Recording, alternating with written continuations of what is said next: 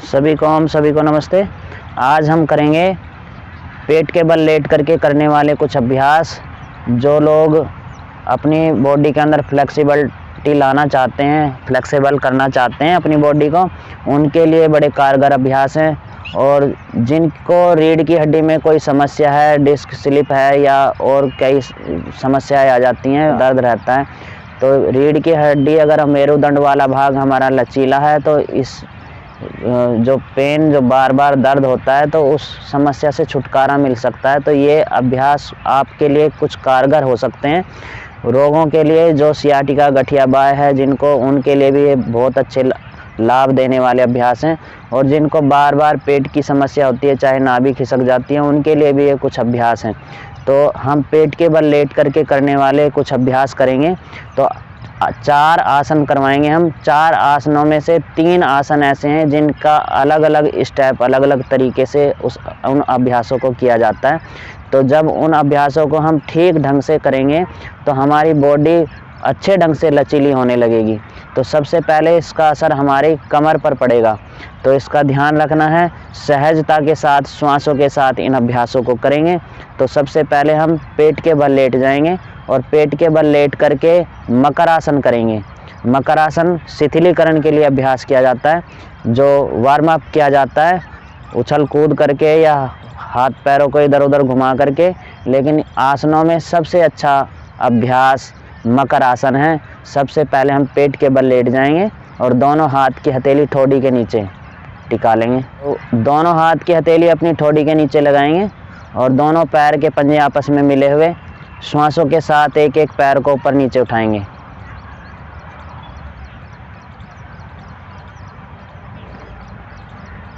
श्वास भरते हुए पैर ऊपर उठेगा, श्वास छोड़ते हुए पैर नीचे।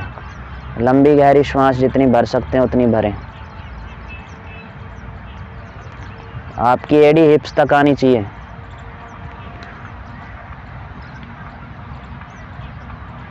मकर आसन का दूसरा अभ्यास, दोनों पैरों को एक साथ, श्वास भरते हुए ऊपर, श्वास छोड़ते हुए वापस, श्वासों के साथ।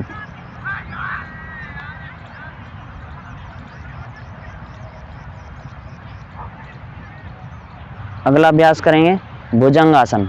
दोनों हाथ की हथेली कंधों के नीचे ले आएंगे और दोनों पैर मिले रहेंगे आपस में इसी तरीके से। और श्वास भरें, नाभि तक उठेंगे। श्वास भरते हुए ऊपर, श्वास छोड़ते हुए नीचे। एक बार फिर से श्वास भरते हुए ऊपर।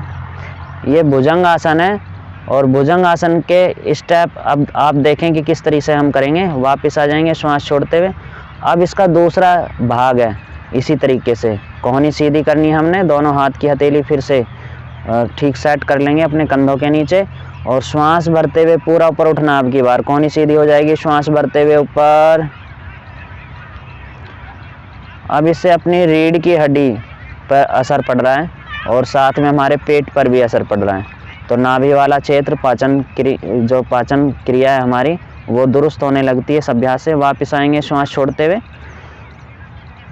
इसी तरीके से एक बार फिर से करेंगे। श्वास भरते हुए ऊपर, दोनों पैर मिले रहेंगे आपस में, पंजे बाहर की तरफ ही रहेंगे। श्वासों के साथ ऊपर देखने की कोशिश। आप जब ठोड़ी ऊपर खींचते हैं तो आपका नाभि वाला क्षेत्र खींचता है। आपके कंधे मजबूत होंगे, आपकी रीढ़ की हड्डी मजबूत होगी। बार बार जो डिस्क स्लिप हो जाती है वो कभी नहीं होगी। वापस आएंगे श्वास छोड़ते हुए नीचे। अब की बार लेफ्ट हैंड नीचे, राइट हैंड ऊपर। अपनी हथेलियों को ऊपर नीचे रख लें और श्वास भरें। इस बार भी आपने पूरा ऊपर की तरफ उठना, जितना उठा सकते हैं। श्वास भरते हुए ऊपर, श्वास छोड़ते हुए नीचे। एक बार फिर से श्वास भरते हुए ऊपर, श्वास छोड़ते हुए नीचे। अब करेंगे हम त्रियक भुजंगासन। दोनों हाथ की हथेली कंधों के नीचे रख लें और श्वास भरें और दोनों पैरों को खोल के रखेंगे।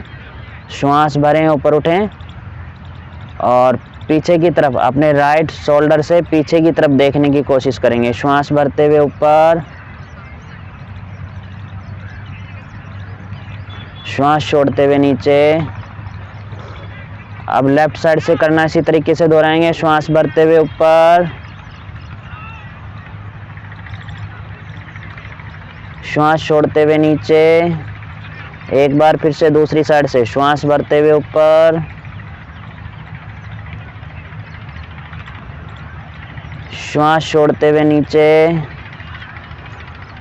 कंधों को नहीं घुमाना इसमें, ये ध्यान रखना। दूसरी साइड से एक बार फिर से दोहराएंगे। श्वास भरते हुए ऊपर, आपकी गर्दन ट्विस्ट होनी चाहिए, पूरा ऊपर उठ करके गर्दन ट्विस्ट हो जाए। वापिस विराम।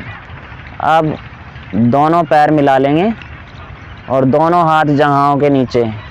शलभासन का अभ्यास। अभी आपने देखें मकर आसन के आपने 2 स्टेप किए और आपने भुजंग आसन का आपने पहली बार आपने अर्ध भुजंग किया, फिर आपने पूर्ण भुजंग किया, फिर आपने लेफ्ट हथेली नीचे, राइट हथेली ऊपर और उसमें पूरा ऊपर उठे। और उसके बाद आपने त्रियक भुजंगासन, यानी 4 स्टेप भुजंगासन के थे, 2 स्टेप आपके मकर आसन के थे। और शलभासन के करेंगे हम 3 स्टेप। शलभासन में करेंगे, अपने राइट लेग को ऊपर उठा लेंगे, श्वास भरते हुए ऊपर, श्वास छोड़ते हुए नीचे। लेफ्ट को उठाएंगे, श्वास भरते हुए ऊपर,